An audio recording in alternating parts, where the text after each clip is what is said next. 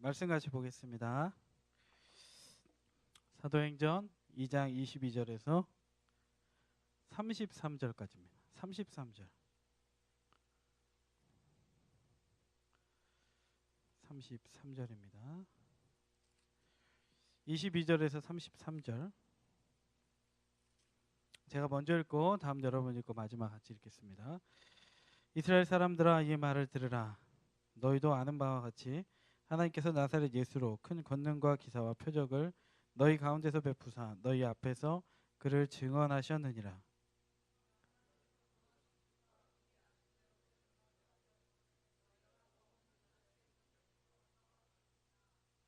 하나님께서 그를 사망의 고통에서 풀어 살리셨으니 이는 그가 사망에 매여 있을 수 없었음이라.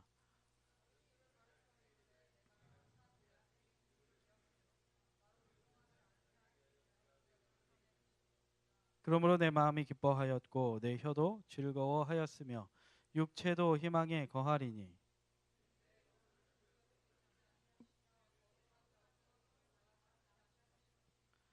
주께서 생명의 길을 내게 보이셨으니 주 앞에서 내게 기쁨이 충만하게 하시리로다 하였으므로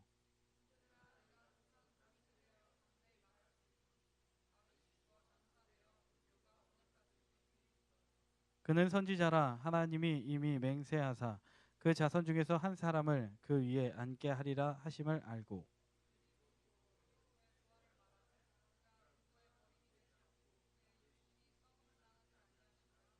같이 읽죠. 이 예수를 하나님이 아, 이 일의 증인이로다. 마지막 있습니다. 하나님이 오른손으로 예수를 높이심에 그가 약속하신 성령을 아버지께 받아서 너희가 보고 듣는 이것을 부어 주셨느니라. 아멘. 할렐루야. 기쁜 부활입니다. 옆 사람하고 인사하죠. 기쁜 부활입니다. 당신을 위한 부활입니다. 부활이 없었으면 우리가 어떻게 됐을까요? 당신이 어떻게 됐을까요? 한번 물어보시죠. 부활이 없었다면 물어보세요. 부활이 없었다면 계란을 못 먹었을까요? 네. 네. 신의 한 수라는 제목으로 하나님 말씀 전하겠습니다. 제가 어떤 전도사님한테 들은 얘기인데요. 한 교회 청년부에서 이런 질문을, 이런 큐를 던졌다 그래요. 그 청년 담당 목사님이 예수님은 뭐뭐다. 예수님은 뭐뭐다. 이제 이 얘기를 듣고 참 도전을 많이 받았는데 예수님은 뭐뭐다. 어떻게 표현할 수 있습니까, 여러분? 예수님은 뭐뭐다. 예수님은 뭐뭐다. 어떻게 표현할 수 있을까요? 뭐 예수님은 이런 대답들이 나왔대요. 예수님은 사랑이다. 예수님은 전지하시다. 뭐 예수님은 전능하시다. 교리적인 것들이 막 나왔어요. 예수님은 사랑이 크시다. 예수님은 뭐 용서하시는 분이시다. 이렇게 막 써서 냈대요. 근데 한 청년이 이런 대답을 써서 냈다는 거예요. 예수님은 네모 안에 갇힐 수 없는 분이다. 이렇게 딱 써서 냈다는 거예요. 네, 저만 감동했나요? 네, 끄덕끄덕 맞죠? 그죠? 예수님은 갇힐 수 없는 분입니다. 예수님은 우리가 예수님에 대해 안다고 하지만 예수님에 대해서 아는 것은 빙산의 일각밖에 없다라는 것이죠.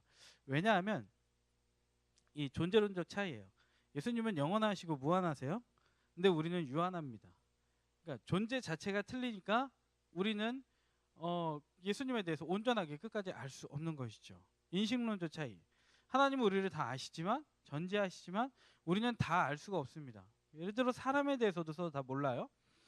서로 간에 다 안다고 하지만 같이 사는 부부라고 하지만 30년을 같이 살아도 40년을 같이 살아도 모르는 부분들이 참 많습니다. 그러나 하나님은 전지하시고 전능하셔서 우리들을 다 아십니다. 우리는 인식론적으로 하나님을 온전히 다 알 수 없는 유한한 존재입니다. 그래서 우리는 하나님을 다 알 수 없죠. 그래서 사실상 정답은 우리는 하나님을 알 수 없다. 예수님은 네모 안에 갇힐 수 없다. 이것이 정답이 아닐까 그런 생각이 듭니다. 오늘의 본문의 내용도 그와 같습니다. 본문 내용 보면 이런 말씀이죠. 베드로가 이 성령을 받습니다. 그리고 많은 사람들한테 복음을 전하게 됩니다. 그러면서 22절에 보면 이스라엘 사람들아 이 말을 들으라. 너희도 아는 바와 같이 하나님께서 나사렛 예수로 큰 권능과 기사와 표적을 너희 가운데서 베푸사 너희 앞에서 그를 증언하셨느니라. 23절 보면 그가 하나님께서 정하신 뜻과 미리 아신 대로 내준 바 되었거늘 너희가 법 없는 자들의 손을 빌려 못 박아 죽였으나 누굴 죽인 거죠? 법 없는 자들, 법을 무시하고 죽였죠. 예수는 죄목이 없었습니다. 그러나 예수님을 못 박아 죽인 그런 사람들이 있었죠. 이들한테 오늘 베드로는 복음을 전하고 설명하고 있는 거예요. 예수에 대해서. 24절 너희들은 죽였으나 하나님께서 그를 사망의 고통에서 풀어 살리셨으니. 할렐루야. 여러분 믿으십니까? 사람이 죽였으나 하나님이 살리셨습니다. 아멘이시죠? 엄밀히 따지면 일전에 말씀드린 것과 같이 예수님은 누가 죽였죠? 주님, 내가 예수님 죽였습니다. 우리는 감히 예수님 죽일 수 없는 사람이죠. 누가 죽였냐면 하나님이 예수님을 죽이셨죠. 하나님이 예수님을 죽이시고 하나님이 친히 살리신 것이죠. 그리고 하나님께서 그를 사망의 고통에서 풀어 살리셨으니 이는 그가 사망에 매여 있을 수 없었습니다. 여러분, 사망에 매여 있을 수 없었습니다. 예수 그리스도는 어디에 매이는 분이 아니십니다. 아멘이시죠? 예수님은 자유로운 분이시고 예수님은 어디에도 계신 분이시고 예수님은 어디에 속박받는 분이 아니신 것이죠. 그러면서 이제 25절의 내용은 다윗이 그를 가리켜, 다윗이 예수님에 대해서 스스로 말씀한 게 있는데, 내가 항상 내 앞에 계신 주를 배웠으며 나를 요동하지 않게 하기 위하여 그가 내 우편에 계시도다. 그러므로 내 마음이 기뻐하였고 내 혀도 즐거워하였으며 육체도 희망에 거하리니. 27절 같이 읽겠습니다. 시작. 이는 내 영혼을 음부에 버리지 아니하시며 주의 거룩한 자로 썩음을 당하지 않게 하실 것임이로다. 다윗은 누구의 예표냐면, 다윗의 모습은 다윗이 자신 스스로를 이야기할 때에도 누굴 얘기하는 거냐면 예수를 이야기합니다. 그러니까 예수의 예표. 어찌 보면 이제 예수는 이제 신약의 실체로 오시는데 그 그림자와 같은 인물은 다윗이에요. 그래서 다윗이 자신을 표현할 때 뭐라 그러냐면, 이는 내 영혼을 음부에 버리지 아니하시며 주의 거룩한 자로 썩음을 당하지 않게 하실 것이미로다. 나를 하나님께서 썩음을 당하지 않게 하고 내 영혼을 버리지 아니하신다. 이건 무슨 얘기하냐면 예수도 그와 같은 인물이시다. 이렇게 이야기합니다. 그러면서 이제 28절에 주께서 생명의 길을 내게 보이셨으니 주 앞에서 내게 기쁨이 충만하게 하시리로다 하였으므로. 29절 형제들아, 이제 베드로가 이야기하는 거예요. 형제들아, 내가 조상 다윗에 대하여 담대히 말할 수 있다. 조상 다윗에 대하여 내가 담대하게 분명하게 말할 수 있다. 뭘 말할 수 있냐면 다윗이 죽어 장사되어 그 묘가 오늘까지 우리 중에 있도다. 분명히 말할 수 있는 게 뭐라는 거예요? 다윗이 죽었다. 사진 있나요? 다윗의 묘. 다윗이 죽었다. 그리고 그 묘가 오늘까지 있다. 여러분, 이게 다윗의 묘, 다윗 왕의 무덤으로 이렇게 추정이 됩니다.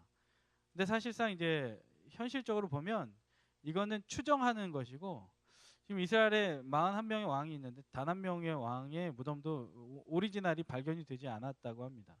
그래서 이 무덤을, 이건 다윗 왕의 무덤일 거야 해서 가장 최근에 발견된 무덤으로 이렇게 인정을 하는 것이죠.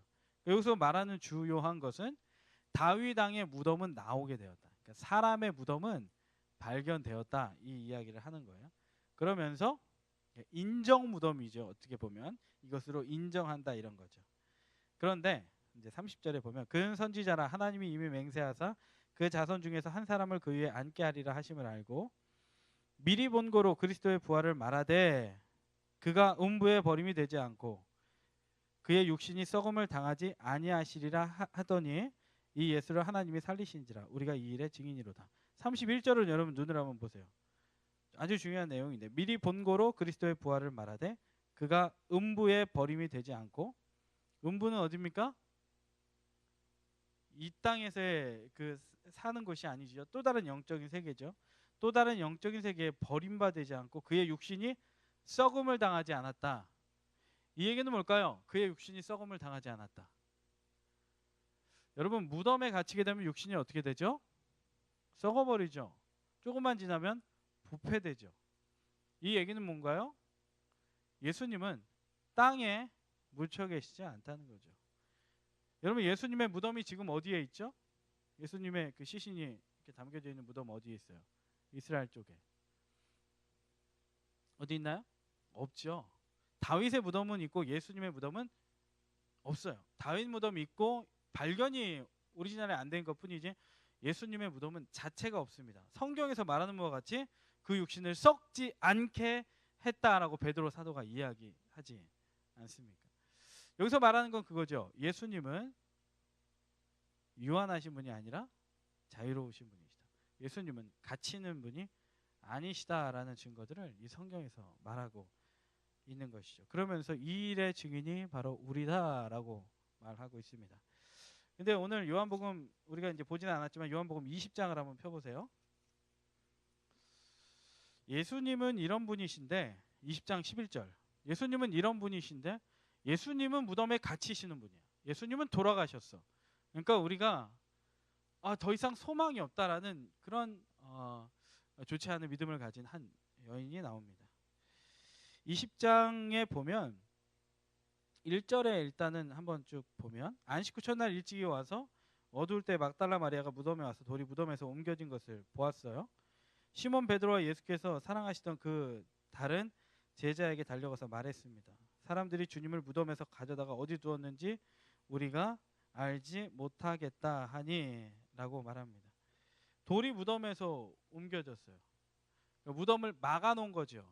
진입로를 막아놨던 돌이 사라져버린 거죠. 그러니까 예수님이 사라졌다라고 생각하게 되는 거죠. 이 여인은. 베드로와 다른 제자가 나가서 무덤으로 갔어요. 막 뛰어갔죠. 둘이 다름질했습니다. 그 다른 제자가 베드로보다 더 빨리 달려가서 먼저 무덤에 이르렀어요. 베드로보다 더 빨리 다른 제자는 막 간 거죠. 난리가 난 거죠. 자기가 사랑하던 예수님이 시신이 없어진 무덤에 이 일이 나게 된 거죠. 그래서 막 달려갔어요. 근데 본 것은 세마포 놓인 것을 보았으나 들어가지는 아니하였으니 시몬 베드로는 따라와서 무덤에 들어가 보니 세마포가 놓였고 또 머리를 쌌던 수건을 세마포와 함께 놓이지 않고 딴 곳에 쌌던 대로 놓여 있더라. 그때야 무덤에 먼저 갔던 그 다른 제자도 들어가 보고 믿더라. 그들은 성경에 그가 죽은 자 가운데서 다시 살아나야 하리라 하신 말씀을 아직 알지 못하더라. 뭘 못한다고요? 죽은 자 가운데서 살아나시는 것에 대해서 이 사람들은 모르는 거예요. 지금 어떤 상태? 부활을 모르는 상태. 나중에 생각이 납니다. 이에 두 제자가 자기들의 집으로 돌아갔어요. 11절에 이제 중요 인물 마리아는 무덤 밖에 서서 울고 있었어요. 울면서 구부려 무덤 안을 들여다봤어요. 겁나니까 완전 들어가지도 못하는 거예요. 구부려서 무덤 안을 들여다보니 흰 옷 입은 두 천사가 예수의 시체에 뉘었던 곳에 하나는 머리편 하나는 발편에 앉았더라. 누가 있다는 거예요? 보니까 두 천사가 머리에 하나 다리에 하나 있는 거예요. 천사가 말합니다. 여자여 어찌하여 오느냐? 이르되 사람들이 내 주님을 옮겨다가 어디 두었는지 내가 알지 못함이니이다. 그러니까 예수는 이미 이건 뭐냐면 예수는 이미 죽었다라고 가정을 하는 거예요. 죽은 시신을 누가 훔쳐갔다라는 이야기를 하는 거죠. 예수님이 죽은 것도 억울한데 정말 사랑하는 그 예수님이 돌아가신 것도 억울한데 시신을 잃어버린 것이죠. 이 가슴이 찢어지는 일이죠. 여러분 보통 그 정말 가슴이 아픈 일은 누군가가 이렇게 사망했을 때 우리의 가족이 만약에 이렇게 떠나갔을 때 정말 우리 가슴이 찢어집니다. 그런데 세월호 사건만 보더라도 아직까지 해결이 되지 않는 이유가 뭐죠? 그 시신을 찾아야 되는 거예요. 그 가족들은 몇 구 남아있는 그 시신, 그 바닷속에 수장된 그 시신, 어찌 보면 그 살점이 다 떨어져 나가고 뼈밖에 남지 않은 그런 시신, 그것만이라도 찾고 싶은 게 여러분 사람의 마음인 것이죠. 여러분 히말라야 그 희망 원정대인가요? 그것을 그 MBC에서인가 다큐 형식으로 해서 방영해 주는 것을 좀 봤는데요. 그리고 또 최근에 그 허정우가 찍었던 히말라야라는 영화도 제가 봤습니다. 근데 그 대원 하나가 죽지 않습니까? 에베레스트에서 죽습니다. 근데 시신을 못 가지고 오니까 정말 이 마음이 무너지는 그 대원들 그리고 그 가족들의 그 정말 시신이라도 찾았으면 하는 애타는 마음 때문에 생사고락을 다 넘어서 여러분 목숨을 걸고 그 시신을 찾으러 갑니다. 결국에는 그 시신을 찾았고 끝까지 데리고 내려오진 못했죠. 그 영화를 보면서 참 마음이 아프고 찢어지는 마음이었어요. 그래서 마리아도 똑같은 마음이에요. 정말 사랑하는 예수님이 죽었습니다. 돌아가셨습니다. 사망했는데 시신을 잃어버렸습니다. 가슴이 찢어지는 상황인 것이죠. 그러면서 천사한테 이야기한 겁니다. 누가 가져갔다. 시신을. 잃어버렸다. 마리아는 낙심 가운데 있는 것이죠. 이 말을 하고 뒤로 돌이켜 예수께서 서 계신 것을 보았으나 예수이신 줄은 알지 못했다. 그러니까 천사하고 막 얘기하는 거예요. 누가 우리 예수님을 가져갔습니다. 막 이렇게 하는데 인기척이 들리는 거예요. 딱 뒤돌아봤어요. 누가 서 있어요. 누구예요? 예수님. 근데 알아보지 못했다고 합니다. 이 알아보지 못한 이유가 뭘까요? 믿지 않은 거예요. 예수님이 살아날 것이다라는 믿음이 없었던 거예요. 어떻게 그런 일이 일어날 수 있을까? 이런 생각 가운데 있는 거죠. 그러니까 예수님이 나타나셔도 알아보지 못하는 거예요. 그랬더니 예수님이 말씀하십니다. 이제 15절입니다. 우리 예수님의 마음으로 마리아를 바라보는 예수님의 마음으로 한번 읽어볼까요? 시작. 예수께서 이르시되 여자여 어찌하여 울며 누구를 찾느냐 하시니 마리아는 그가 동산지기인 줄 알고 이르되 주여 당신이 옮겼거든 어디 두었는지 내게 이르소서 그리하면 내가 가져가리이다. 예수님이 왜 울고 있느냐? 왜 이렇게 신음하고 있느냐? 마리아가 동산지기인 줄 알고 주여 당신이 옮겼거든 어디 두었는지 내게 알려주소서. 주여라는 것은 Lord 이게 아니에요. 예수님 이게 아니에요. 예수 그리스도를 말하는 게 아니라 다른 표현이에요. 존칭의 표현. 당신이 옮겼거든 내게 알려주십시오. 지금까지 예수님을 알아보지 못하는 것이죠. 예수께서 마리아야 하시거늘 마리아가 돌이켜 히브리 말로 랍오니 하니 이는 선생님이라는 말이라. 그러니까 이 부분은 뭐냐면 마리아야 하시거늘 요때 누가 예수님의 이 한마디를 통해 누가 변했냐면 마리아가 변하게 된 거예요. 이 한마디를 통해 예수님이시군요. 예수님이시군요. 이걸 깨닫게 된 거예요. 그러면서 이때 17절에 이런 행동을 합니다. 예수께서 이르시되 나를 붙들지 말라. 내가 아직 아버지께로 올라가지 아니하였노라. 너는 내 형제들에게 가서 이르되 내가 내 아버지 곧 너희 아버지 내 하나님 곧 너희 하나님께로 올라간다 하라 하시니 막달라 마리아가 가서 이 제자들에게 내가 주를 보았다 하고 또 주께서 자기에게 이렇게 말씀하셨다 이러니라. 예수님의 속성에 대해서 17절에도 말해주고 있죠. 예수님은 이 세상 이 땅이 스케치북이라면 스케치북이 부족하신 분이에요. 그림을 그릴 때 예수님은 이 땅에서만 그리지 않습니다. 예수님의 스케치북은 무한합니다. 예수님은 이 땅에서의 역할만이 끝이 아닌 거예요. 나 붙들지 마라. 내가 아직 아버지께로 올라가지 아니하였노라. 그러니까 나는 올라갈 일을 해야 된다. 그래야지 예수님이 올라가시면 어떤 일이 일어나죠? 요한복음 16장 7절에 말한 것 같이 내가 올라가면 보혜사 성령이 올 것이다. 그러면서 이제 예수님은 본인이 하는 일에 대해서 말씀하시는 거예요. 그래서 예수님의 여기서 말하는 것은 내가 죽는 것으로 끝나는 것도 아니었고 내가 살아나는 것으로 끝나는 것도 아니고 그리고 나는 예수 그리스도 하나님의 보좌 우편에 앉는 것이 내가 가는 마지막의 길이다. 이 얘기를 오늘 예수님께서는 말씀해 주고 계시는 것입니다. 제가 오늘 설교 제목을 신의 한 수라고 지었습니다. 신의 한 수. 왜 신의 한 수일까요? 그 가장 최근에 이세돌 구단하고 알파고하고 바둑을 했죠. 구글에서 만들었는데 이 알파고하고 이세돌하고.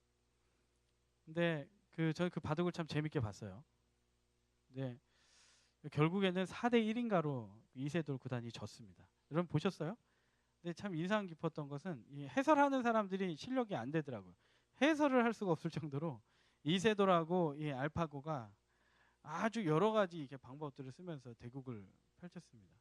근데 알파고가 이렇게 막 이렇게 저도 바둑을 좋아하는데 바둑 집을 막 만들었어요. 근데 한쪽 집이 완전히 무너질 때가 되었어요. 그래서 이제 알파고 지겠구나 이세돌한테 딱 그러고 있는데 갑자기 알파고가 이상한 수를 하나 딱 주는 거예요. 그래서 그 수를 딱 보는 순간 많은 사람들이, 바둑을 보던 사람들이 뭘 생각했냐면 프로그램이 엉켰구나. 그러니까 컴퓨터잖아요. 프로그램이 엉켰구나. 엉켜가지고 저런 수를 뒀구나 생각을 한 거예요. 그래서 이제 곧 끝나겠다 생각을 했는데 웬걸요? 갑자기 전세가 그 한 수 때문에 뒤집히기 시작했어요. 왜 뒤집혔냐면 이세돌 구단이 알파고가 여기에 변칙적으로 한 수를 딱 뒀는데 그거를 이해를 못한 거예요. 알파고가 왜 여기다가 이 한 수를 뒀지? 도대체 이 수가 뭐지? 해가지고 이세돌의 프로그램이 꼬이기 시작한 거예요. 그래가지고 결국에는 이세돌이 와르르 무너졌습니다. 그래서 결론으로는 이제 4대1로 해서 알파고가 최종으로 이기게 됐죠. 중요한 건 뭐냐면 알파고가 신의 한 수를 둔 거예요. 이전까지는 불리해 보였으나 실상 알파고는 그거를 만들어가고 있었던 거죠. 그 신의 한 수를 통해서 이제는 이세돌을 꺾어버리게 된 거예요, 사실상. 여러분 안 보셨나요 혹시? 그래서 결국에는 이제 그 친구가, 알파고 그 친구가 이겼어요, 이세돌을. 우리의 인생도 마찬가지인 거죠. 우리의 삶도 마찬가지인 거죠. 성경도 마찬가지고 우리의 삶도 마찬가지예요. 오늘 성경을 보면 예수님은 죽으셨어요. 끝난 것 같았어요.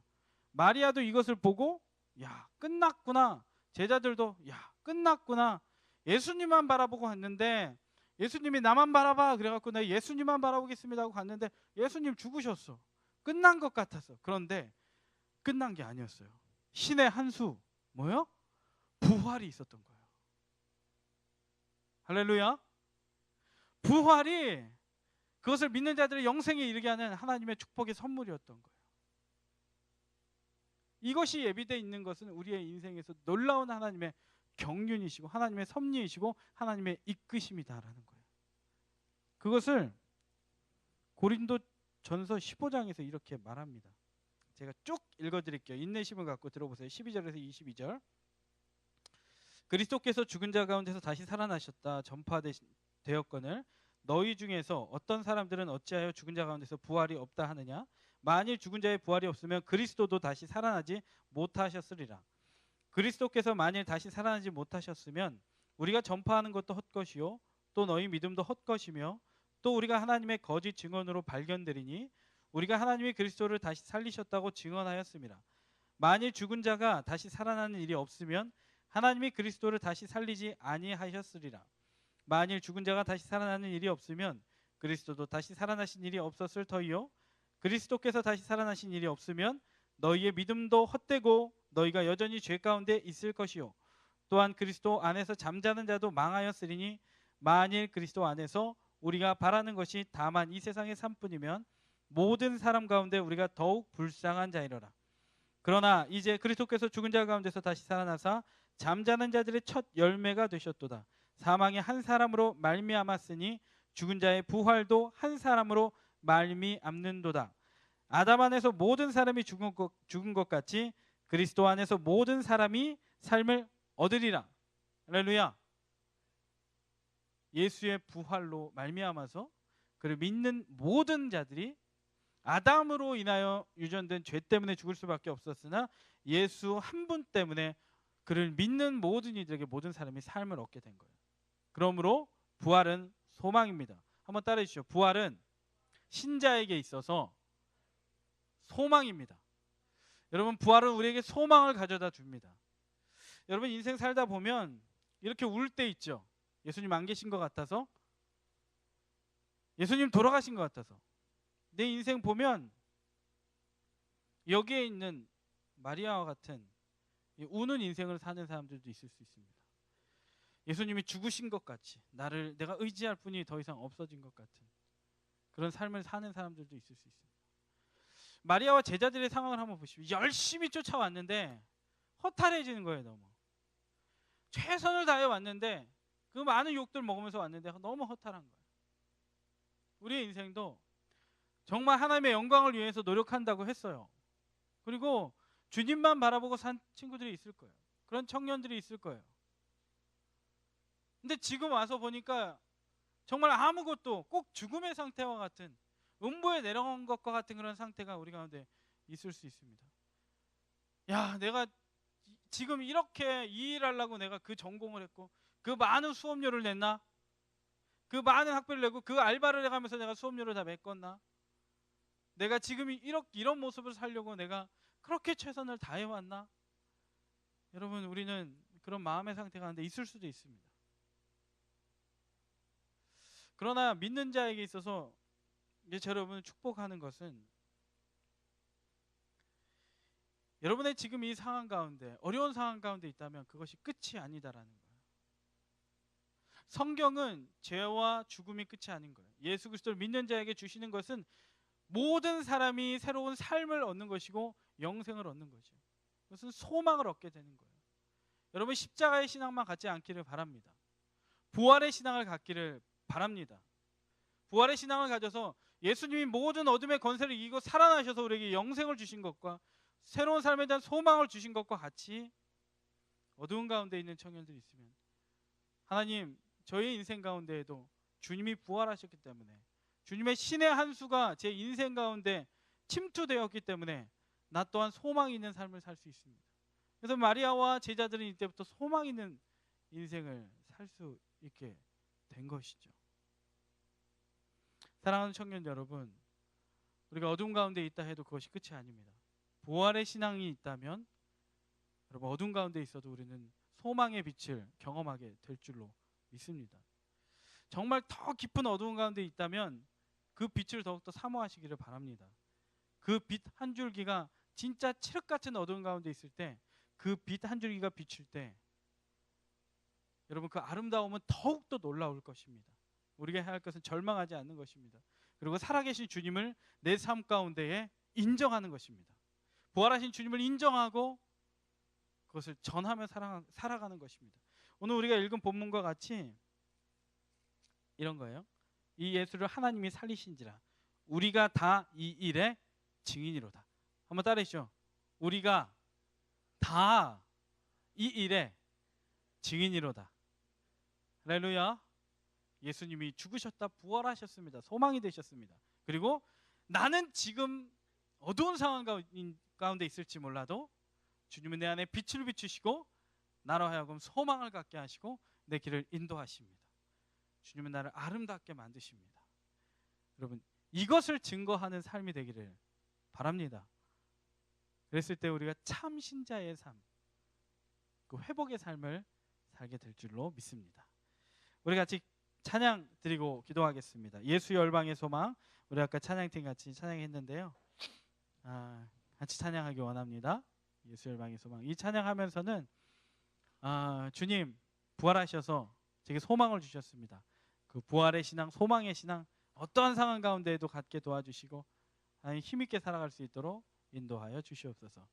내 안에 무엇이 있는가가 중요해요. 어떤 믿음이 있는가가 중요해요. 그 믿음 갖고 살아가십시다. 우리 옆 사람에게 한번 인사할까요? 예수 그리스도는 당신의 소망이 되십니다.